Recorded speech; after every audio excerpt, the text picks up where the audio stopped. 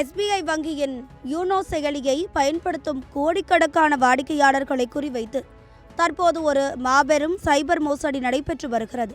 ஆதார் விவரங்களை அப்டேட் செய்யாவிட்டால் யூனோ செயலி தடுக்கப்படும் என்ற பொய்யான செய்தி சமூக வலைதளங்களில் வைரலாகி வாடிக்கையாளர்களை பெரும் அச்சத்தில் ஆழ்த்தியுள்ளது. இந்த மெசேஜில் ஆதார் அப்டேட் செயல்முறையை முடிக்க ஏபிகே ஃபைலை பதிவிறக்கம் செய்து நிறுவுமாறு வாடிக்கையாளர்கள் அறிவுறுத்தப்படுகிறார்கள். இவ்வாறு செய்ய தவறினால் வங்கி செயலியை பயன்படுத்த முடியாது என எச்சரிக்கப்படுகிறது. ஆனால் இது ஒரு முற்றிலும் பொய்யான மற்றும் மோசடியான செய்தி என பிஐபி தனது பிஐபி ஃபேக்ட் செக் முன்னெடுப்பின் கீழ் அதிகாரப்பூர்வமாக தெளிவுபடுத்தியுள்ளது. எஸ்பிஐ வங்கி எப்போதுமே வாடிக்கையாளர்களிடம் ஏபிகே ஃபைல்களை பதிவிறக்கம் செய்ய சொல்வதில்லை அல்லது ஆதார் விவரங்கள், வங்கி கடவு சொற்கள் அல்லது தனிப்பட்ட தகவல்கள் போன்ற முக்கியமான தகவல்களை அதிகாரமற்ற வழிகளில் பகிர்ந்து கொள்ள சொல்வதில்லை என வங்கி மீண்டும் வலியுறுத்தியுள்ளது. சந்தேகத்துக்கிடமான இணைப்புகளை கிளிக் செய்யவோ அல்லது அறியப்படாத செயலிகளை நிறுவவோ வாடிக்கையாளர்கள் கூடாது என வலுவாக அறிவுறுத்தப்படுகிறார்கள்.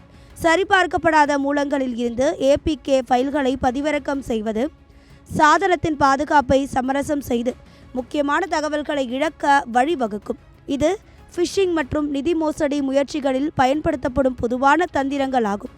சந்தேகத்துக்குரிய செய்திகள் அல்லது சாத்தியமான மோசடி முயற்சிகளை பெற்றால் வாடிக்கையாளர்கள் உடனடியாக அதை report.phishing@sbi.co.in என்ற மின்னஞ்சல் முகவரியில் எஸ்பிஐ வங்கிக்கு தெரிவிக்க வேண்டும்.